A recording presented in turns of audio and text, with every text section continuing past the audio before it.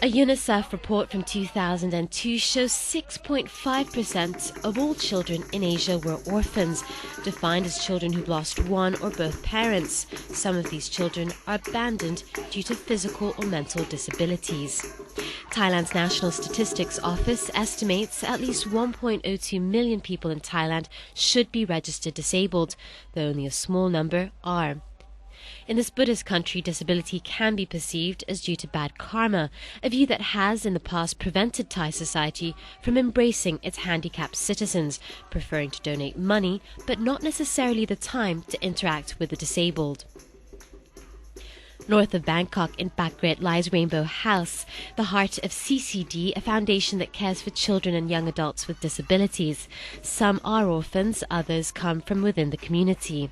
I dropped in to talk to the foundation's executive director, Mr. Wasan Senwian, who told us more about the foundation's work. 1997, we started the foundation. In 1990, Rianbow House started, because we try to bring the children out, slightly disabled, cleft palate, hair lip, missing fingers, that kind of things. Bring them out from the government, run home. We got a permission from the government, and also to Rianbow House. But that time we rent the house in the in the Jampatana Road. We moved about 4 or 5 times, because that time it used to be run by foreign organization from England, and afterwards, and 10 years ago, they moved to Vietnam. They stopped working in Thailand, so that's why I started the foundation in order to continue the work of CCD. At CCD's Rianbow House, I found a loving environment where interaction, be it through sports, play, sing-along, or even therapeutic massage, are all part of the children's day. There's a real belief here in integration and not separation. I believe that because in special school, if the kid they learn nothing from someone because they are similar. You see, I believe in integrate so that they can learn with the able children. You see, that's really important things. I have examples. One of the kid, when she was at Rianbow House, and also went to school somewhere in Phuket here, and also the teachers put her in special class. One day I picked her up, and also she was talking a lot. And so when I picked her up, she was so quiet. I said, "What happened to you?" I said, "Oh, in my classroom, no one talking. That means they are talking, I'm unusual." So, and then they said, "Oh, I have to move her out from the school, go to somewhere." Now she's adopted. She's in America now, and she's one arm is short. She swims like a fish now. She's very, very, normal kid. Apart from the disabled, one arm only. Yeah. Perhaps not surprisingly, many of the volunteers at Rianbow House are foreigners. One wonders if there is still a stigma attached to disabled children in Thailand, making locals less inclined to help. I think some of that is like the Thais that really want to get involved in our work tend to be staff members, so that they can get paid for what they do. So they kind of go for that first, if at all possible. But in terms of the kind of younger volunteers who could perhaps give us some time before or around university or college. I don't really know, to be honest, what the difference is. Perhaps they're going overseas as well, like they want that kind of cross-cultural experience, so they're looking at things that in other countries as well. I'd really encourage them to look at us, because I think there's enough international people here to get a bit of that cross-cultural experience just coming here. Charlotte, a volunteer trained as a physiotherapist, she's coming to the end of her second visit. While I was at university, I went to a church, and they had, some people in their church had been to CCD, so they had links with it, and the pastor gave me a leaflet, and he said, they really need physios. When you're qualified, it would be good if you could think about going. And I didn't really think about it again for quite a while. And then when I'd finished university and graduated, I found the leaflet, and I thought, oh, why not?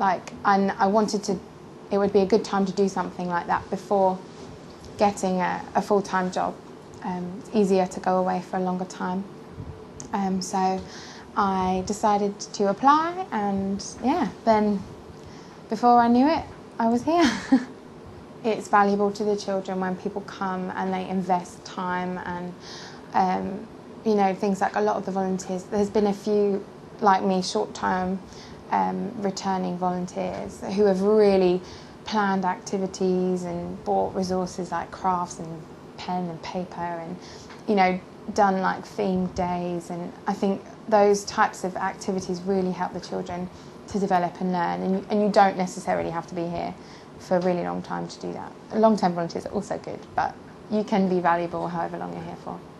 I was also pleasantly surprised to see one room dedicated to the senses.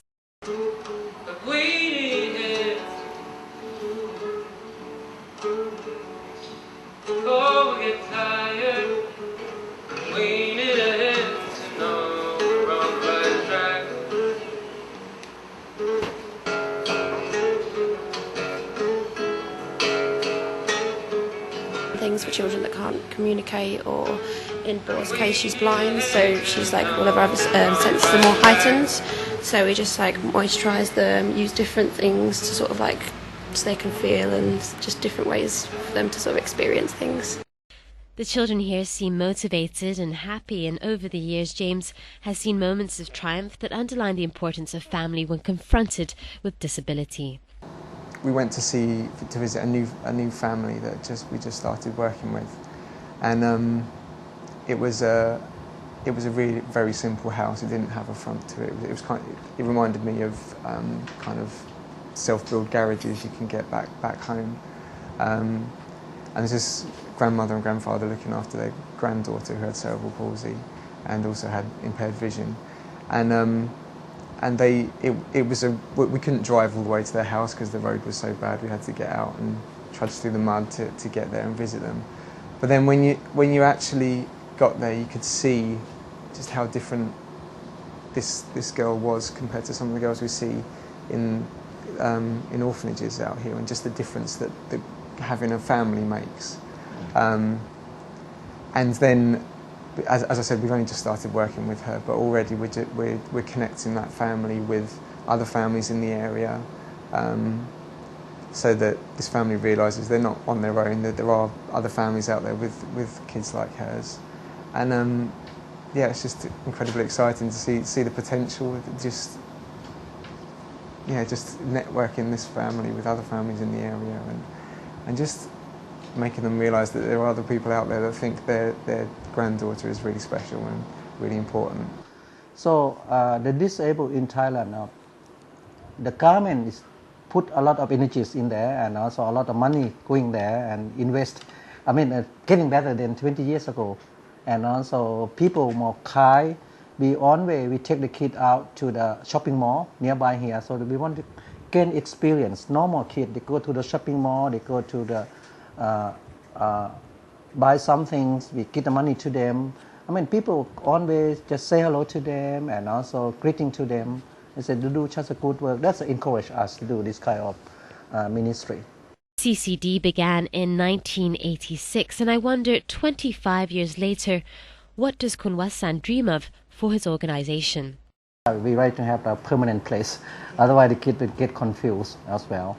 And also when we have the big centers like this, and so that we can have more children come and use our centers. And also we do need, if someone wants to come and share the love and care, compassion in action.